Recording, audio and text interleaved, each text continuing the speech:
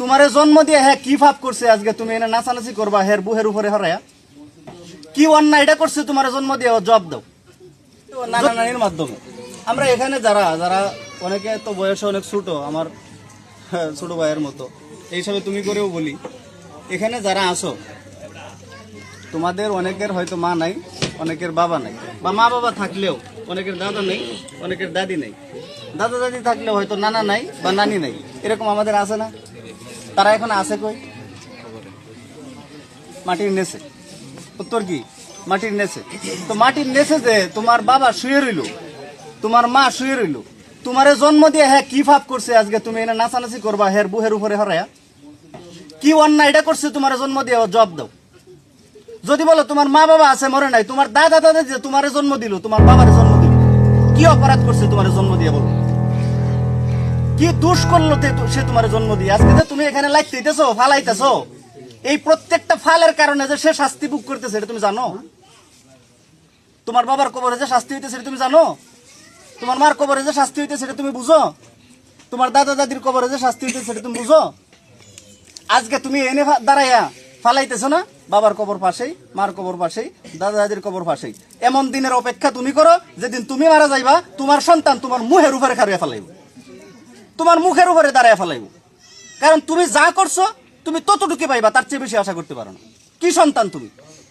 আমিও তো সন্তান, আমি তো প্রত্যেক 5 ওয়াক্ত আমার মা বাবার জন্য দোয়া করি, আর তুমি তোমার মা বাবার কবর পাশে রেখে তুমি লাফাও। কি সন্তান তুমি? তো ভাই আল্লাহর রাস্তে এই কাজগুলো গুনার কাজ, এগুলোতে আল্লাহ খুশি হয় না, আল্লাহ বেরাজ হয়। এই যে আজকে যে শক্তিটা আছে না আমাদের শরীরে, এই শক্তিটা আল্লাহ চাইলে সেকেন্ডে নিতে গেল। আজকে যে মুখটা দিয়ে আমি কথা বলতেছি, আল্লাহ যদি চান সেকেন্ডে এই জবানটা বন্ধ করে দিতে পারে।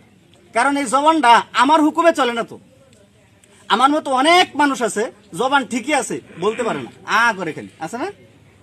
তোমার আমার মতো অনেক মানুষ ঠিকই আছে, তার চক্ষু ঠিকই আছে, দেখতে পায় না। তোমার আমার মতো অনেক মানুষ এমন আছে কান ঠিকই আছে, শুনতে পায় না। তোমার আমার মতো বহু মানুষ এমন আছে হাত ঠিকই আছে, ধরতে পারে না, এক গ্লাস পানি খাবে সে শক্তিও নেই। তোমার আমার মতো বহু মানুষ এমন আছে পা ঠিকই আছে, একটা কাইপ দিয়ে সামনে যাবে এতটুকু শক্তি নেই। তার মানে কি? এই হাত, এই পা, এই চোখ, এই জিহ্বা, এই কান, কোন অঙ্গ আমার হুকুমে চলে না, এগুলো আল্লাহর হুকুমে চলে। আর আল্লাহর দেওয়া অঙ্গ দিয়া, আল্লাহর দেওয়া শক্তি দিয়া তুমি ফালাফালি আল্লাহ ফালাফি করার লেগে ফাটাইছেন। বিবাহ একটা পবিত্র বন্ধন। সবচেয়ে বড় কথা হইলো আজকে যে ভাই এখানে বিবাহ করবেন বা যে বোনের বিবাহ হবে, আমি জানি না ছেলের বিবাহ নামে, যেই ভাই বা যেই বোনের বিবাহ হইতেছে, এটা তো ইসলামী শরিয়ার একটা কাজ। যদি বলেন যে বিবাহ না, তাইলে তো এটা অন ইসলামিক, তাইলে করতে পারেন, কিন্তু এটা তো ইসলামিক কাজ। আর ইসলামিক কাজ মানেই ইবাদত। নামাজ পড়া যেমন ইবাদত, ইসলামিক প্রত্যেকটা কাজই ইবাদত। বিবাহ এটা ইবাদত, আর ইবাদতের মধ্যে আমরা নাচানাচি করতেছি। আমাদের তার সির আমার কার মানুষ কইয়েছে। আজকে সমাজের ম্যাক্সিমাম মানে 70%-এরও বেশি বিবাহগুলো টিকতেছেন। Divorce divorce divorce divorce. জামাই বউ রেথে যেতেছে গা, বউ জামাই রেথে যেতেছে, যাইতো না কেরে, শুরুতেই তো লাড্ডু মারছে, যাইবো না কেন লাগি? আপনারা যেই ফালাফালি করতেছেন, সংসার তো এটা টিহার কথা না, এই সংসার তো ভাঙ্গার কথাও। তো আপনারা যদি ভাই আমার কথাগুলো বুঝতে থাকেন, আপনারাও সন্তান, আপনাদের মা বাবা আছে, আমরাও সন্তান, আমাদের মা বাবা আছে।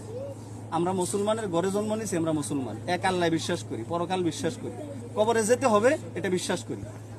সুতরাং এই কাজটা এতক্ষণ যারা করছেন, কান ধরে এবার একবার এমনি কান ধরে আল্লাহর কাছে তওবা করেন, আমাদের কাছে না, আল্লাহর কাছে তওবা করেন। আল্লাহ জীবনে আর যতদিন বেঁচে আছি এই কাজ অন্তত করবো না, আল্লাহর কাছে তওবা করেন। আর বাজাবেন নি? বাজানো কার কান নিয়ে হতেছে বলেন? মামুন আনন্দ হয় না, ঠিক আছে, আনন্দ ফুর্তি করার আনন্দ করো, এটা একটু ফুর্তি আছে। মামুন আর সামাদ ভাই আমাদের কিন্তু খুব কাছের মানুষ, মানে থাকে না, আর কোনো কথা লাগবে না। মামুন ঠিক আছে,